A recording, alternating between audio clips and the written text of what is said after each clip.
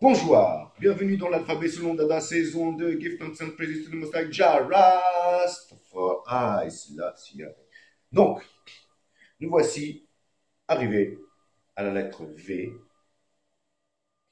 comme voyage. Oui, j'ai parlé de tourisme dans la lettre T, c'est assez proche mais pas tout à fait.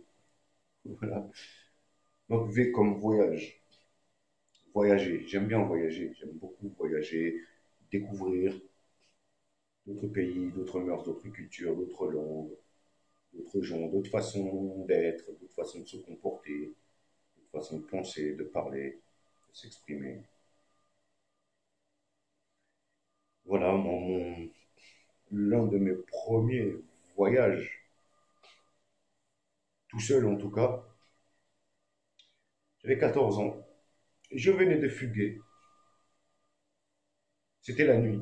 J'étais en train de marcher sur une route. Et puis il y a une voiture de police qui arrive, qui s'arrête. Il freine, il ne voulait pas. Ils viennent vers moi. Il me demande si je ne suis pas un fugueur. Tu vois, je sortais de pension et avec la pension, on était parti en vacances, donc j'avais bien noirci, tu vois. Et on voyait pas que mes cheveux étaient bouclés et non pas crépus parce que j'avais la tête rasée, tu vois. Et donc, on m'a demandé si j'étais pas fugueur. Moi, je flippais de rentrer chez mes parents. Je flippais de la correction qu'allait me donner mon père. Oui, parce que tu vois, chez nous, quand tu fugues, bah, quand tu reviens, tu prends une correction, c'est pas oh, mon pauvre petit, t'étais où? C'est inquiété pour toi. Non, non, non, non, non. Tu prends une correction, allez pas partir. Tu vois? Donc j'ai flippé de cette correction-là. Et, et c'est peut-être là d'où est venu mon goût de l'humour et d'imiter des accents. Voilà, bon, pour ceux qui ne me connaissent pas ou pas assez, voilà, je suis chanteur de reggae, mais aussi humoriste et entre autres, j'aime bien imiter les accents de différents endroits. Et donc, j'ai imité un accent au flic. J'ai dit bonjour, moi c'est souvenir d'Afrique tout de suite. Si vous voulez aller de voir mon oncle que tu habites à Paris, quoi. Et vous savez quoi, le pire c'est qu'ils m'ont cru. J'ai joué le jeu jusqu'au bout, tu vois. J'étais dans une petite ville qui s'appelle Cavaillon, dans le sud de la France, tu vois. On m'a amené à Avignon, dans un foyer. J'étais à Avignon dans ce foyer-là.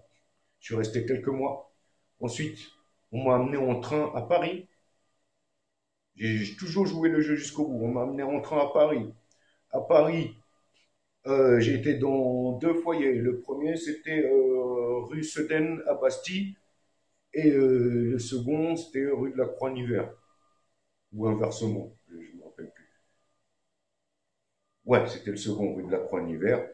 Et de là, les éducateurs m'ont amené à l'ambassade de Côte d'Ivoire parce que moi, je disais que j'étais ivoirien, tout simplement parce que j'aimais bien Alpha Blondy, tu vois. Et on m'a amené donc à l'ambassade de Côte d'Ivoire. À l'ambassade de Côte d'Ivoire, le mec, je ne sais pas si c'était l'ambassadeur que j'ai vu ou autre, le mec, il a dit, ouais, déjà d'une, j'avais donné un faux nom, hein, bien entendu.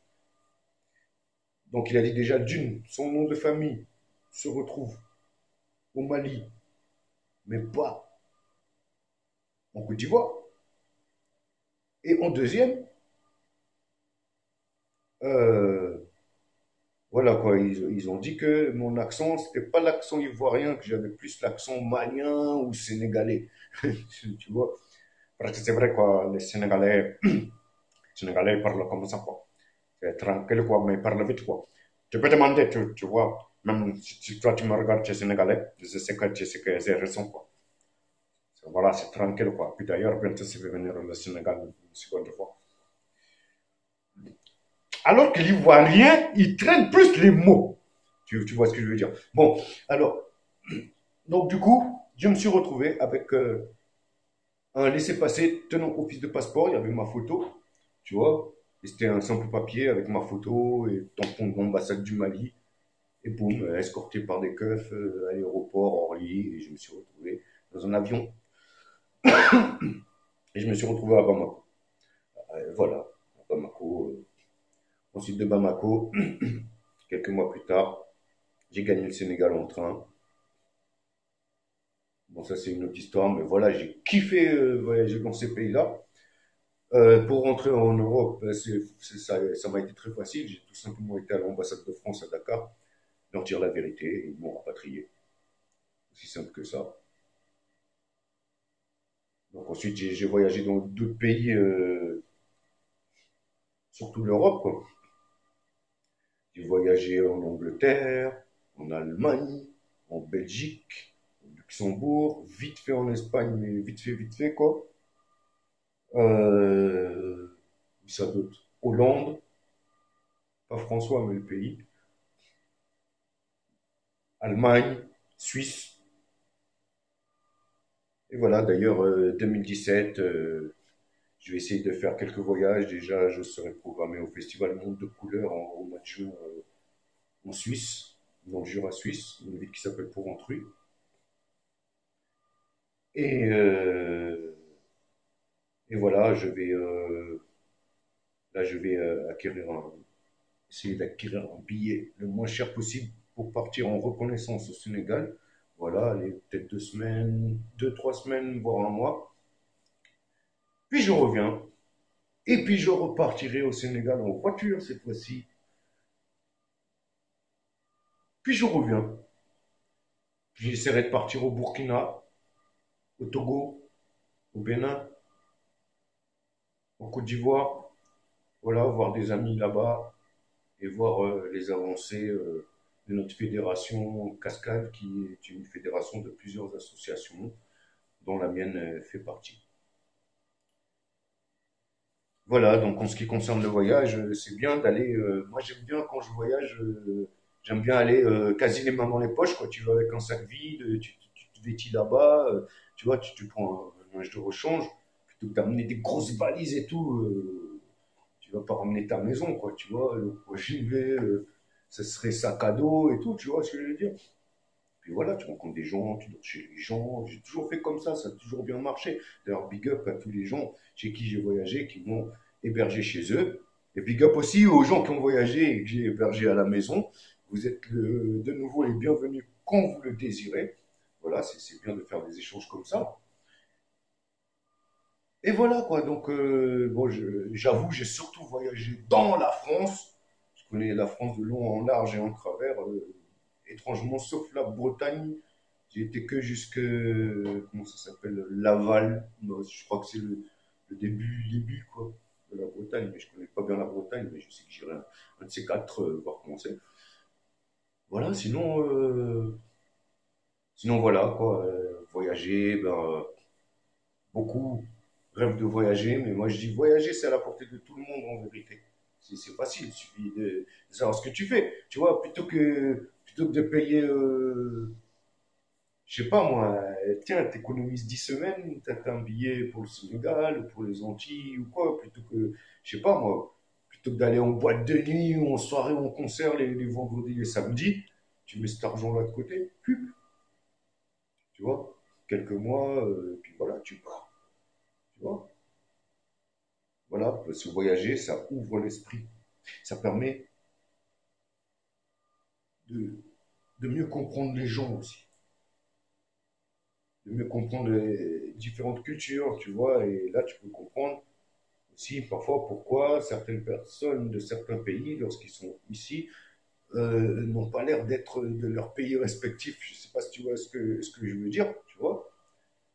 Voilà, moi qui suis, on va dire, pas que, mais bon, on va dire, je suis d'origine antillaise, tu vois, la Martinique. Et quand tu vois beaucoup de frères et sœurs martiniquais, martiniquaises qui vivent en Europe, tu dis c'est pas possible. C'est pas des Martiniquais, c'est quoi ce comportement là qu'ils ont je reconnais pas ce comportement. Je sais pas si tu vois ce que je veux dire, quoi. Mais c'est valable pour tout le monde, quoi, tu vois. Parce que le comportement d'un pays, dans un pays, qu'on sait pas forcément le tien, même si la Martinique c'est français, mais ça c'est politique. Tu vois, géographiquement parlant, ethnologiquement parlant, ethniquement parlant, je veux dire, c'est pas pareil. Tu vas là-bas, c'est un autre peuple, c'est une autre langue, c'est une autre culture, une autre façon d'être.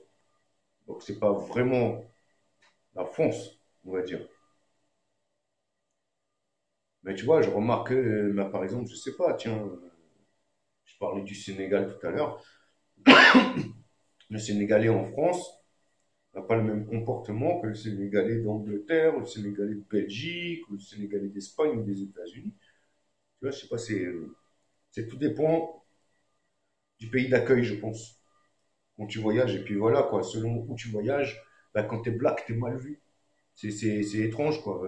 Quand t'es black, et pourtant, il y a des pays, comme en Inde, par exemple, mais si t'es black d'origine africaine, parce que les Indiens de l'Inde, on peut dire que c'est des blacks, hein, il y en a qui sont noirs charbon. Tu vois ce que je veux dire? Et même, même scientifiquement parlant, ce sont des blacks. Et donc voilà, quoi. Mais quand tu voyages en Inde, si tu es d'origine africaine, on va dire, je sais pas, c'est bizarre, les gens ils t'aiment pas, quoi. En Chine, les gens ils t'aiment pas, c'est pareil, c'est étrange ça, tu vois. Mais que veux-tu? C'est comme ça, mais en même temps, il y a Internet, voilà, maintenant tu peux voyager virtuellement, tu peux connaître un endroit par cœur sans y avoir mis les pieds. En quelque part, c'est un peu dommage à ce niveau-là, mais toujours est-il que c'est mieux de voyager physiquement. Et je vous encourage à voyager si vous le pouvez. Mais logiquement, c'est à la portée d'à peu près tout le monde, quoi, tu vois. Voilà, même si tu galères vraiment, t'es au RSA, t'es à la rue, machin, je sais pas. Moi, je serais à la rue, je galérerais. J'aurais pas mon fils. Je prends un billet, je bouge là où je sais que je galérerai pas. Genre dans un pays d'Afrique, par exemple. Voire pourquoi pas dans une île du Pacifique. Tu vois, tu économises un RSA et c'est bon. Je viens de recevoir des messages. Je reçois encore des messages dans mon téléphone. Donc je vais m'arrêter là à 12 minutes 18. Je vous dis bonjour et à bientôt pour la lettre W de l'alphabet selon Dada. One love.